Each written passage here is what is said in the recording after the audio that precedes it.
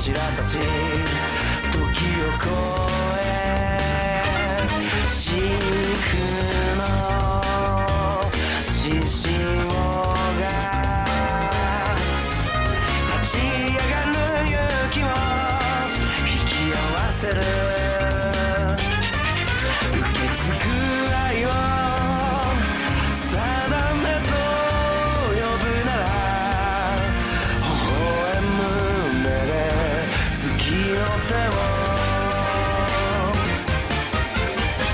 闇を欺いて刹那を交わして刃すり抜け奴らの隙をつけ貫いた想いが未来を開く Like a burning stone 熱く Like a burning stone 血脈に刻まれた因縁に浮き上がる消えない誇りの絆握りしめて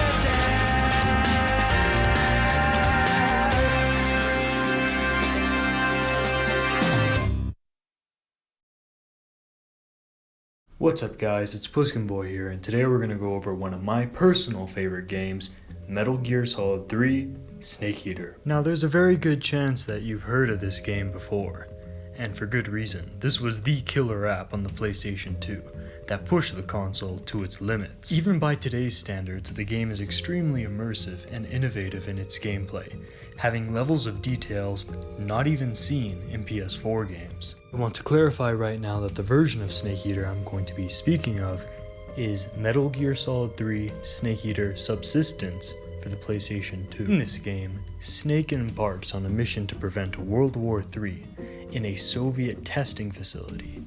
Undercover, the first Fox mission ever recorded. Alone and without support, it's up to Snake to rescue the scientist Sokolov, destroy the Shagohod, this game's version of Metal Gear, and stop his mentor turned traitor, the Boss. Metal Gear Solid 3 had an interesting development.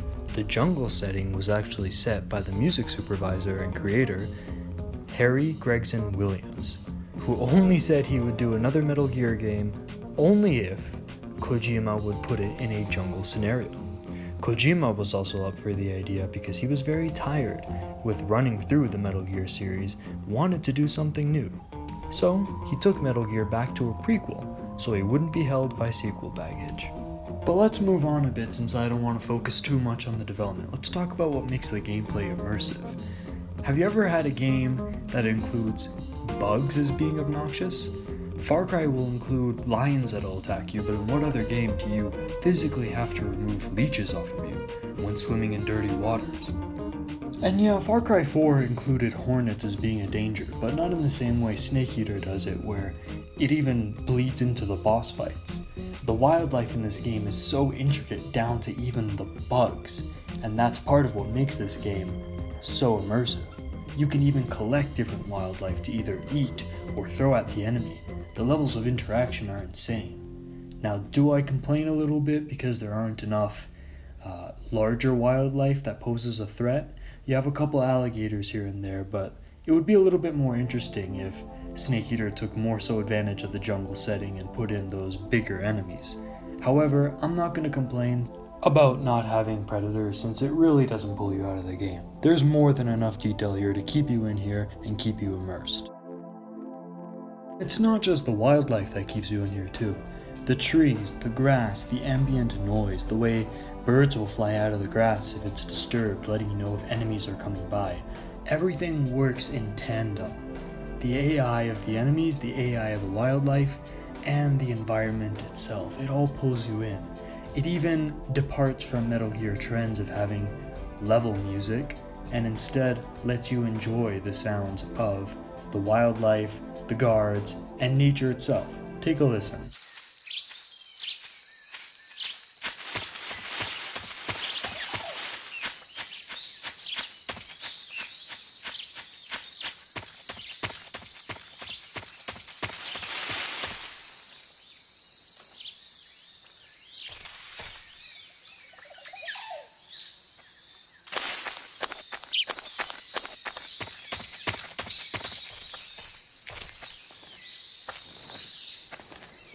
Every sound plays into the stealth action gameplay, from your own sounds on different textures to the sounds of the enemy footprints letting you know when it's okay to proceed and when it's not. Sight and sound, your senses are completely absorbed in this gameplay, and that's part of what makes it so amazing. Similarly to leeches, cuts, bruises, and even bullet wounds need to be treated by you personally, giving the combat weight, so when your sneaking fails, the music does start blaring in and gunfire starts going wild. Afterwards, there's consequence. Not just in this, but in boss fights we'll touch on later on, but the whole survival viewer system is amazing because it makes you think about every action you take and the consequences of said actions. Now, the boss fights are wacky and as zany as ever. However, they still pull you into this immersive gameplay because they test your knowledge on the gameplay, like all good bosses should.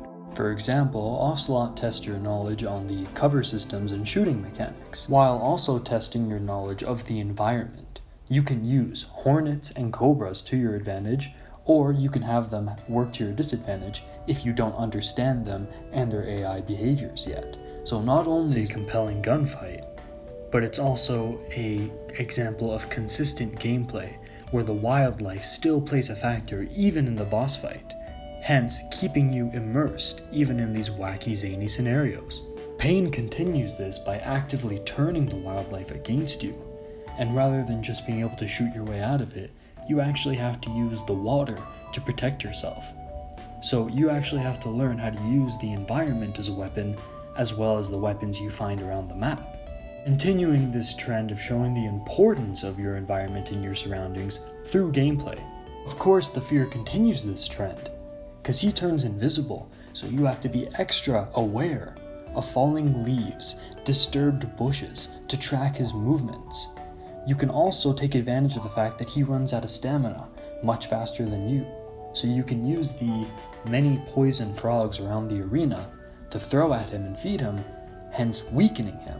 So if you can't see him to shoot him, you can once again rely on the environment consistently in both normal gameplay and in boss fights. Even in indoor areas, like in the fight with the Fury where he chases you around closed corridors with a flamethrower, you can fire at pipes to control his fire. Or, if you're wandering around and you have a torch with you, or something else that causes light, or you're just generally around his fire, they may startle the bats that are hiding on the ceiling. So even in this scenario, where you're no longer in the jungle, Snake Eater has so much detail in its environment, even during its boss fights, that it's just impossible to become unimmersed in this believable, breathing world the game presents you with. I won't spend too much time on the end boss fight since everyone else has talked about it, but this is the ultimate in understanding your environment in a realistic sniper fight, where there are multiple ways to take him down, including, and this is where it gets fourth wall breaking, skipping your clock ahead on your PlayStation 2 to have the old man die of old age. That's how much detail is in this gameplay. Now there are some straightforward shooty boss fights like Volgin and the Shagohod. Even the Volgin boss fight has the detail where because he has electric powers, if you're not carrying anything that's metal, he can't attack you in as many ways as he can when, for example, you try to shoot at him.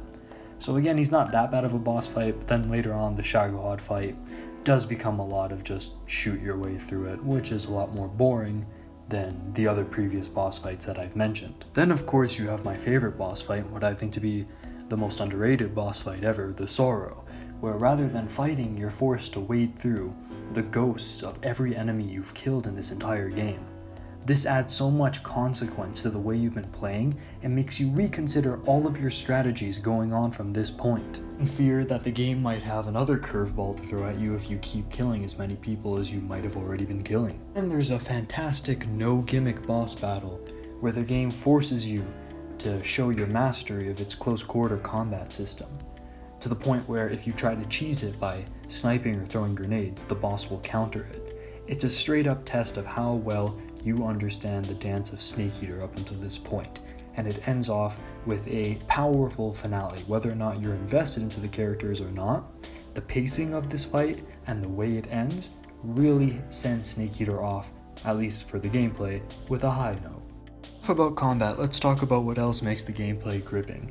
You can find different camos by either interrogating certain enemies or finding them hidden throughout the different maps, and also search the maps for cool and zany items that, no matter how ridiculous they may look or feel, have some use in the gameplay. Be careful while exploring though, because Snake might come across some traps. No, not that kind. This kind. The entire game plays very similarly to Metal Gear Solid 1, even including some of the same tricks and gimmicks, such as traveling around in a cardboard box within the truck, like the box actually having some use. Think about it, even the wolves from Metal Gear Solid 1 are expanded upon with all the detail and wildlife in this game here. Even the torture and escape sequence from Metal Gear Solid 1 are expanded upon in Metal Gear Solid 3. If anything, Metal Gear Solid 2 isn't the reskin of Metal Gear Solid 1, but Metal Gear Solid 3 is. And that's not really a bad thing, because it pretty much does everything the first game did, just better. You even get crazy extra modes like Snake vs. Monkey, or the nightmare sequence during the prison escape. Well, if you save during the prison escape, that is. Now this is a Pliskin Boy video, so let's rank some guns. So let's go from worst to best, or better yet, most useless to the most useful. Okay, so here's how it's gonna work. I'm gonna exclude the easy gun because it's overpowered and you only get it on very easy. And I'm ranking all these guns based on how they do hard and above. I'm prioritizing stealth, but combat benefits will put it higher on the list. The RPG-7 is at the lowest spot because it only has very specific uses. Outside of some boss fights, it doesn't give you any stealth benefits and is outshined by other guns in combat. Torch negates the fear boss fight. The Mosin Nagant is outshined in every way by the SVD. The single action army is unreliable, but when it works, it's fantastic, but other pistols outshine it. While there are scenarios where the SVD is useful, for the most part, it's a very specific campaign-related weapon. The knife outshines the previous entries, but honestly, you're better off using CQC, it's much more effective than this thing. Scorpion is essentially a weaker M63, and you don't find enough ammo, and you find it too late in the game for it to be relevant. Utilizing wildlife is great for stealth, but doesn't have use in combat. The AK is your good old reliable, but it's relegated to a combat-only role. Magazines are great for stealth, but have no role in combat. The M37 would be the ultimate combat weapon if it had more range, but up close, press square to win. I'm lumping the Patriot and the M63 together because they're pretty much the same gun. They are the ultimate combat weapon, pretty much at any range, press square, and you win. TNT is great because it makes guards weaker and more susceptible to wildlife. They also get weaker weapons and do less damage. Grenades are great because they allow you to avoid combat scenarios by distracting or blowing up the enemy. The fork does everything the knife does, except it eliminates the need to open the survival viewer to eat. The SIG and the Hank essentially are overpowered one-shot knives that make the Sorrow boss fight much easier. With a suppressor, the M16 becomes the best combat weapon because it offers all the advantages of the AK, but also allows you to remain stealthy. Making the best weapon in this game, the MK22 Hush Puppy. It essentially breaks the game, allows you to always be stealthy. In combat, if you do the shoot and roll technique, enemies are instantaneously knocked out, and it makes a Sorrow boss fight easier, making this the ultimate stealth, combat, everything weapon, as it also works in tandem with your CQC perfectly. And that just about wraps up my list of Alright, you guys mean the 1911 that was introduced in this scene, right? Do you like it? The feeding ramp is polished to a mirror sheen. The slide's been reinforced, and the interlock with the frame is tightened for added precision. The sight system is original too. The thumb safety is extended to make it easier on the finger. A long type trigger with non-slip grooves. A ring hammer. The base of the trigger guard's been filed down for a higher grip. And not only that, nearly every part of this gun has been expertly crafted and customized. I didn't include this gun because it's such shit and it's so overhyped. I don't even want to think about it. It's like, yeah, if you time your headshots, you can do the same thing the MK22 Hush Puppy does, just with more consequences later. It takes more than a mag to take a guard down if you're emptying it out at the body. This thing is just useless, underpowered, and there are so many better options. You want a lethal stealth gun? Use the M16. You want a pistol that you could rely on during QC? You already have the MK22 Hush Puppy. It does everything the 1911 does, except it's actually more efficient in combat. The shoot and roll technique works over emptying 3 mags into a guard as they stab you repeatedly every time. This gun is easily not only one of the worst guns in Snake Eater, but one of the worst weapons of all time. I'm sorry for that rant. This is honestly a great game. Don't let an annoying weapon ruin it for you. There are so many ways to play this, like that's the tagline to every open world game that comes out today, but this game genuinely gives you options, and I hope going through the weapons gave you a hint of all the ways you could tackle this game. Now before I continue with story elements, let's all take a break, go grab some snacks, go to the bathroom, and enjoy this little intermission.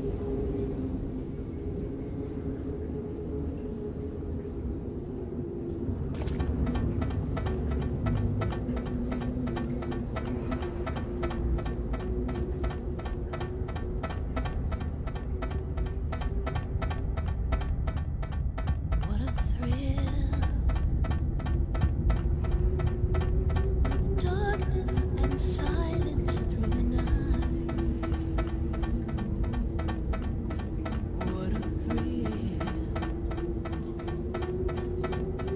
I'm searching and I'm melting to you. What a fear in my heart, but you're so supreme. I give my life, not for honor, but for you. In my time, there'll be no one else. Crime, it's the way I fly to you. I'm still in a dream, Snake Eater. I'm still in a dream, Snake Eater.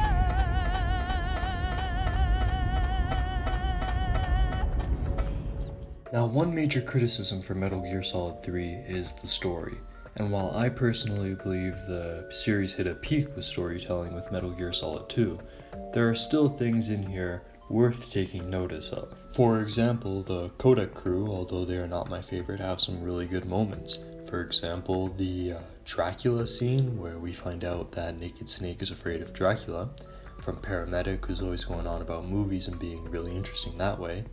And then we also have the poop nightmare from Sigan. These are 2 conversations that stood out to me because, you know, they're weird, they're out there. And the characters on the codec are weird and out there.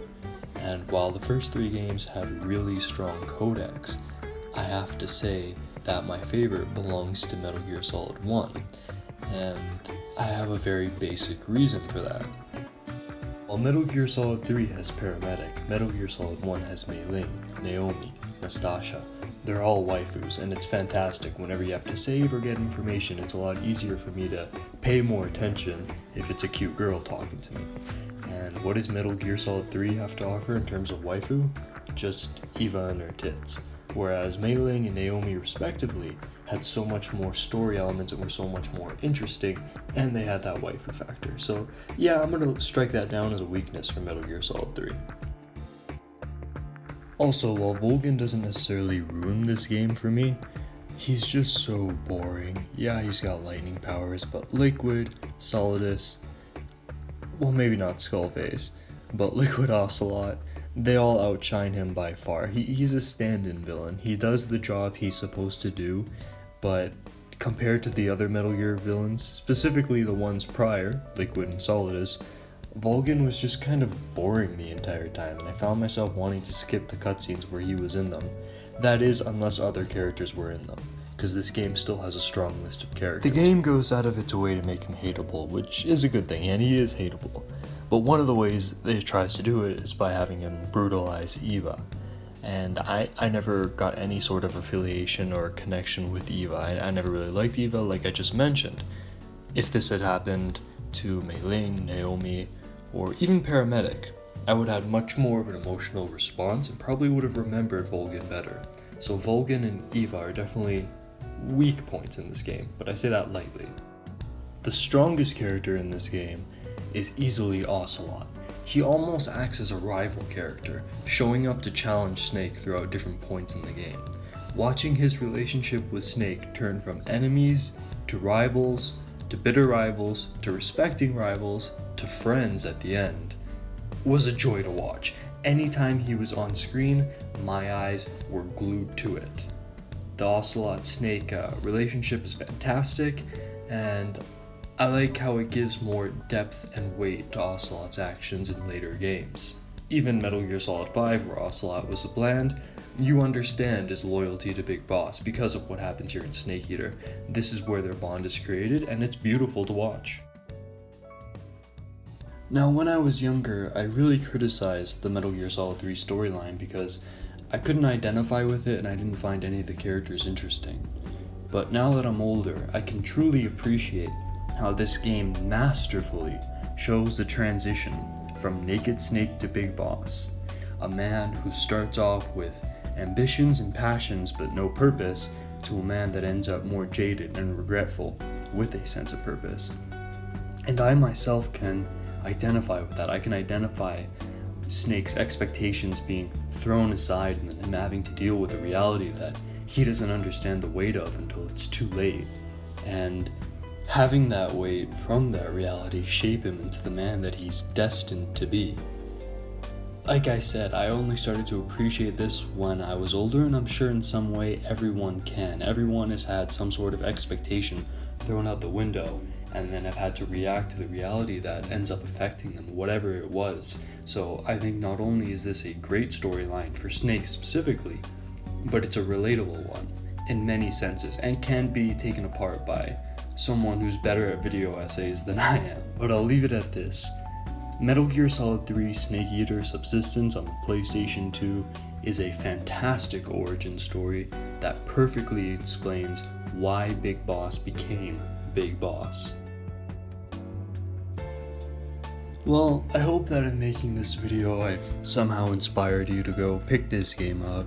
You can get it on the PlayStation 3, you can get it on the Nintendo 3DS, you can get it on a PlayStation 2, I'm pretty sure you can also get it on the Xbox 360, and it's bound to be cheaper within one of those HD collections now, so pick up this game, give it a chance, and hopefully you'll see why I love it. Get past the hard control scheme, get past the zaniness, and let yourself be immersed in what I believe to be one of the best games ever made. Alright guys, this has been Pliskin. Thanks for listening to me ramble. Over and out.